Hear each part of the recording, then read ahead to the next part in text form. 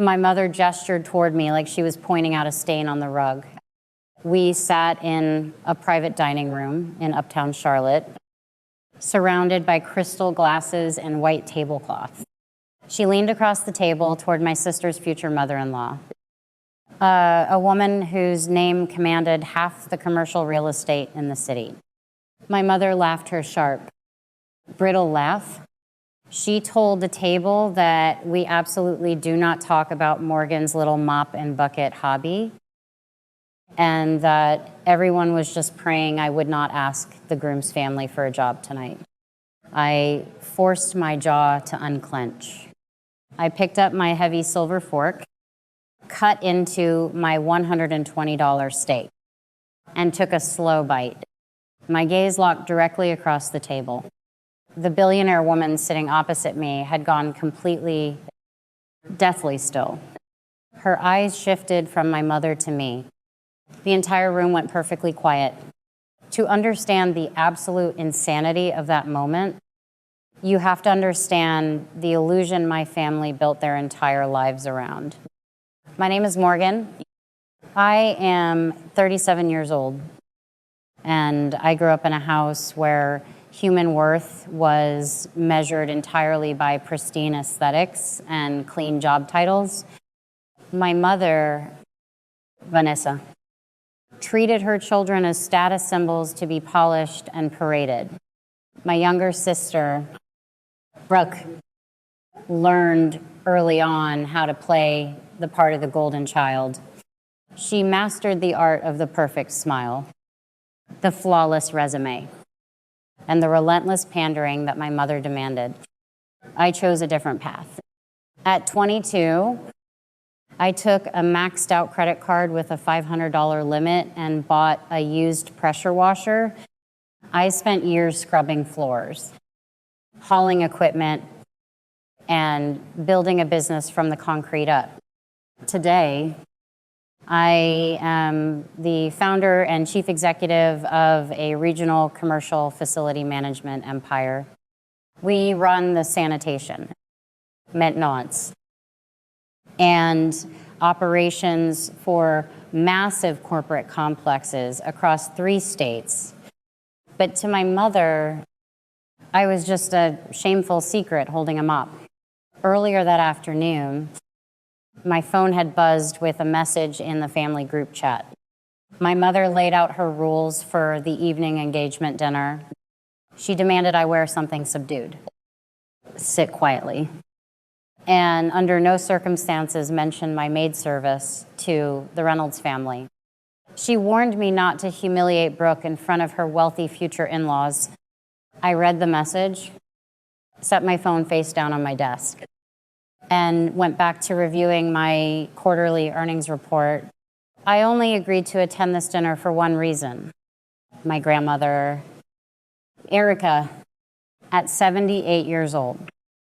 Erica possessed a razor-sharp tongue and a fierce, unwavering loyalty to me. She was the only person in my bloodline who respected a hard day's work. I walked into that Uptown Charlotte dining club strictly to keep her company. The dinner was a masterclass in desperation.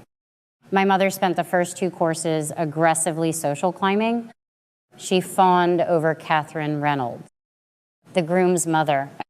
Catherine was a real estate titan, a woman who built her fortune through ruthless competence and had zero tolerance for superficial nonsense. My mother failed to read the room. She threw out name drops, bragged about Brooke's mediocre marketing promotions, and practically vibrated with the need for Catherine's approval. Her body language was frantic. Catherine simply sat there, radiating cold. Analytical detachment. Sitting across from them, I watched a textbook display of narcissistic projection. My mother was terrified of her own irrelevance. She looked at Catherine's immense wealth and felt painfully small. So, to elevate herself, she needed a footstool. She needed someone to step on. That someone was me. She began making passive-aggressive jokes about blue-collar workers, aiming her cruel little barbs directly at my chair, under the heavy linen tablecloth. Grandmother Erica reached over and squeezed my hand. Her grip was firm, a silent anchor in a sea of toxicity. I squeezed back. I kept my face entirely neutral. I knew something my mother did not. Then came the punchline, the mop and bucket comment, the cruel, mocking laugh echoing off the crystal chandeliers. Catherine Reynolds slowly set her wine glass down on the pristine white tablecloth. She stared at my mother with unfiltered disgust. Then, Catherine reached into her designer leather bag. She pulled out a thick, leather-bound folder and dropped it squarely in the center of the table. The heavy thud made the silverware rattle. Catherine folded her hands and announced to the table that she had just spent the last 6 months vetting contractors for her latest acquisition. She stated, with absolute icy precision, that she had just signed over her entire $85 million commercial portfolio to Morgan's company. The air left the room. My mother's brittle smile froze. Catherine leaned forward, her voice dropping to a register that commanded total submission. She looked my mother dead in the eye and delivered the fatal blow. She said that if Morgan ever asked her for a job, she would have to step down immediately, because Morgan was the only woman in Charlotte qualified to take her seat. The blood drained from my mother's face. Her knuckles turned stark white as she gripped the edge of the table. Brooke let out a small, stammering husp, her eyes darting frantically between her future mother-in-law and the sister she had spent her life treating like garbage. This is the power of the silent monolith. I said absolutely nothing to defend myself. I did not yell. I did not list my accomplishments. I simply let the undeniable, crushing weight of reality shatter their fragile illusions. I finished chewing my steak, wiped my mouth with the linen napkin, leaned over, and kissed my grandmother on the cheek. Then I stood up, pushed my chair in, and walked out into the cool evening air. I assumed the trash had taken itself out. I assumed the humiliation would force them into a permanent, shameful silence. But arrogant people rarely learn their lesson the first time. 3 days later, blinded by rage and the desperate need to regain control, my mother and sister attempted a covert counterattack. They wanted to ruin me. They decided to call Catherine's corporate ethics hotline. They filed a fake morality clause complaint, claiming my business was fraudulent, that I had a history of theft, and that granting me the massive contract would destroy the Reynolds family reputation. They thought they were being clever. They thought they were anonymous. But they lacked a fundamental understanding of corporate compliance law. Brooke, in her sheer, unadulterated arrogance, made the call from her own personal cell phone. Catherine's chief compliance officer flagged the recording instantly. Enterprise toll-free systems automatically log unmasked caller identification, entirely bypassing any attempts to block a number. Catherine did not call a meeting. She did not ask for an investigation. She called me directly into her boardroom, slid her laptop across the mahogany table, and hit play. The audio filled the room. Brooke's frantic, venomous voice pouring out lies. My mother in the background, coaching her on what to say. Beside the laptop sat a printed log with Brooke's phone number staring back at me. Catherine looked at me and asked how I wanted to handle it. I told her I would handle it the same way I handle any toxic waste spill. I would contain it, sanitize it, and bill them for the cleanup. I skipped the family drama. I went straight to corporate warfare. I handed the evidence over to my legal team. The next morning, a courier knocked on my mother's front door and handed her a terrifying, aggressive notice of intent to sue for tortious interference with a business contract. We attached a transcript of the audio call and demanded an immediate public retraction to avoid a multi-million-dollar damages claim. The financial reality hit them like a freight train. My mother rushed the paperwork to a prominent Charlotte defense attorney. He took one look at Catherine Reynolds' corporate letterhead, listened to the recording, and flatly refused to take the case without a $50,000 upfront cash retainer. He knew it was a losing battle. The sheer suffocating panic of impending federal ruin forced my mother to make a devastating choice. That very afternoon, she completely liquidated Brooke's wedding fund to pay the lawyer. The lavish wedding, the social event of the season they had plotted and schemed over for a year, vanished in a single wire transfer. Meanwhile, Catherine handled her own house. She sat her son, Gavin, down in her office and played him the tape. Gavin heard his future bride actively attempting to commit corporate sabotage against his own family's business. Realizing Brooke was a massive legal and social liability, Gavin chose self-preservation.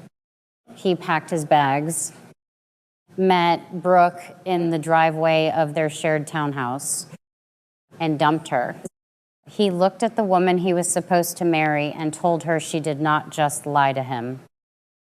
She tried to steal from his family. He told her to lose his number, got in his car, and drove away. The final blow came from the matriarch. Grandmother Erica called me to her historic estate on the edge of town. When I walked into her formal dining room, her estate lawyer was already sitting at the table, papers spread out over the polished wood.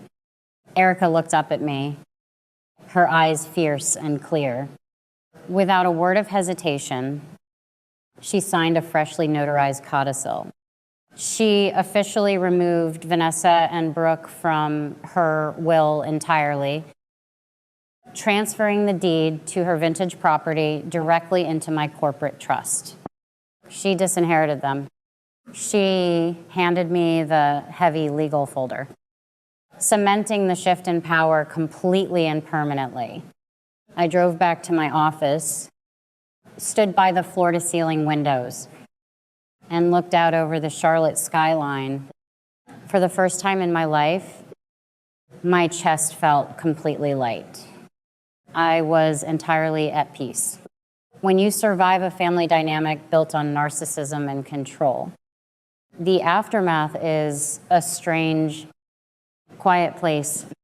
You realize that the people who share your blood are often the ones most terrified of your growth. They suffer from a crab mentality. When they see you climbing out of the bucket they put you in, they do not want to cheer for you. They want to pull you back down into the dark because your sunlight exposes their shadows. They would rather destroy you than admit they misjudged you. I spent years wondering why my hard work was never enough for them. I built an empire, yet they still treated me like dirt on their shoes.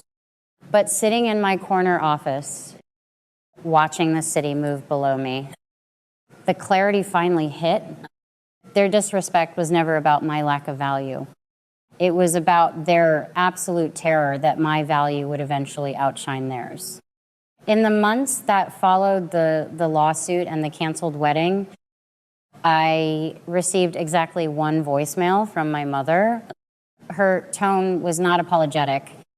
It was the hollow, victimized tone of a woman trying to guilt trip her way out of consequences.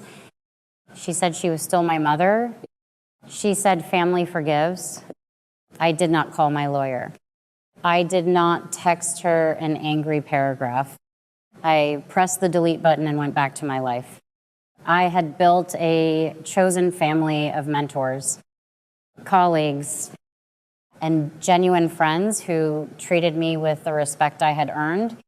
Going through that fire taught me 3 undeniable rules about life: power and survival. Rule number 1, truth does not need a microphone. When you know exactly who you are and what you have built, you never have to scream your accomplishments at people committed to misunderstanding you. Real power is quiet. Insecurity is loud. My mother had to brag to a table of strangers to feel important. I just had to eat my dinner and let reality do the talking.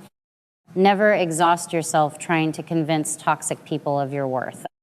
Build your reality so high that they cannot ignore it, and let their own eyes punish them. Rule number 2, the boomerang of spite always returns to the thrower. Toxic people will always hand you the weapon you need to defeat them, provided you step back and let them act on their own arrogance. If I had started a screaming match at that dinner table, I would have looked crazy.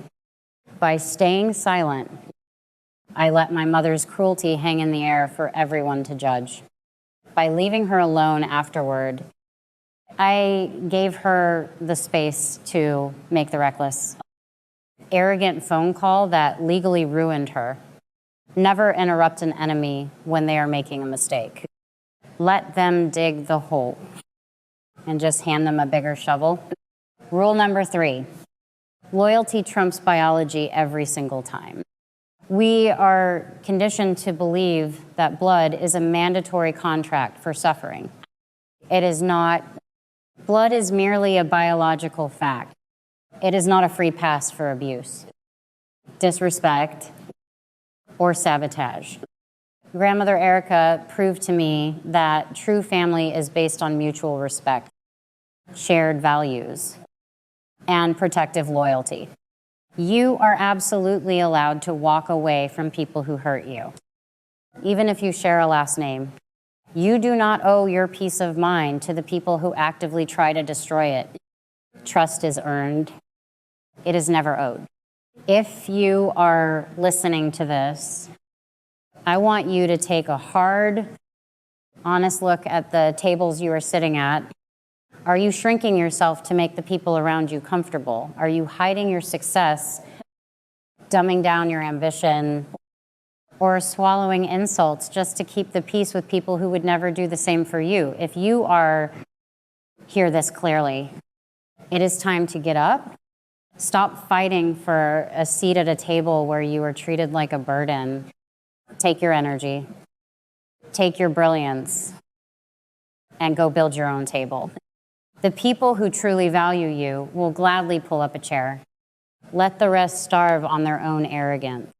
Leave a comment below if you have ever had to cut ties to protect your peace. You are not alone, and you are worth so much more than the bare minimum they offered you. I know exactly what you are screaming at the screen right now. You are yelling, why did Morgan even go to that dinner in the first place? Why would a brilliant, self-made CEO put up with a mother who treats her like absolute garbage for 37 years? Why didn't she just cut them off a decade ago? Let me pause you right there. If you have never lived in that kind of toxic family dynamic, it is easy to judge. But Morgan was not weak, and she certainly was not stupid. She was caught in what psychologists call intermittent reinforcement. I call it the slot machine effect. When you grow up with a narcissistic parent like Vanessa, they do not treat you terribly 100% of the time. If they did, it would be easy to walk away. Instead, they sprinkle in tiny, rare moments of praise or normal behavior. They give you just enough crumbs of hope to keep you at the table. You keep pulling the lever, enduring the disrespect, hoping that this time you will finally hit the jackpot and win a mother's genuine love. Morgan endured the humiliation because she was conditioned to keep playing a rigged game. But once Morgan woke up, she gave us an absolute masterclass in financial and psychological self-defense. Let us break down her exact smart moves. First, look at the dinner scene. I call this the audit strategy. When manipulators try to humiliate you, they expect you to get emotional, cry, or scream. They want you to look crazy so they can play the victim. What did Morgan do? She stayed completely silent. Scammers hate silence. By saying absolutely nothing, she forced Vanessa to keep digging her own grave right in front of a billionaire client. She let reality do the auditing.